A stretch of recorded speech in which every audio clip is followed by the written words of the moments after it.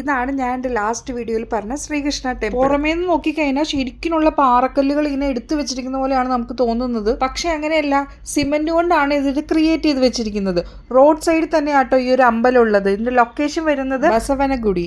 ഈ ഒരു പേര് പറഞ്ഞു പഠിക്കാൻ തന്നെ ഞാൻ 2-3 ദിവസം എടുത്തിട്ടുണ്ടായിരുന്നു. ഇവിടെ എല്ലാം ഗുണ്ടിയും പിന്നെ ഹള്ളിയൊക്കെയാണ്. അതൊക്കെ പോട്ടെ, കം ടു ദ ടെമ്പിൾ. ഉള്ളിലേക്ക് കയറി കഴിഞ്ഞാൽ ഒരു ടണൽ പോലെ ആട്ടോ. കുറച്ച് നടക്കാനുണ്ട് ഈ ഒരു മെയിൻ പ്രതിഷ്ഠയുടെ അങ്ങോട്ടേക്ക് എത്താനായിട്ട്. പോകുന്ന വഴിക്ക് വേറെ എങ്ങോട്ടേക്കുള്ള എൻട്രൻസും കാര്യങ്ങളൊക്കെ കണ്ടായിരുന്നു.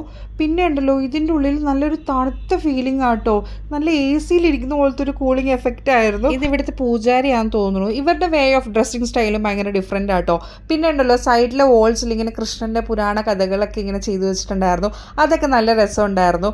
അതൊക്കെ കഴിഞ്ഞ് ഞങ്ങൾ പുറത്തേക്ക് ഇറങ്ങിയത് കണ്ടോ, ഒരു സ്കൂളിലേക്കുള്ള ഒരു എൻട്രൻസ് ആണ് ഈ കാണുന്നത്. ചുമ്മാ ഒന്ന് പൊക്കത്തേക്ക് കയറി നോക്കിയായിരുന്നു. വേറെ ഒന്നുമില്ല, അവിടെ ഒരു വഴിയുണ്ട് സ്കൂളിലേക്ക്, അത്രേ ഉള്ളൂ.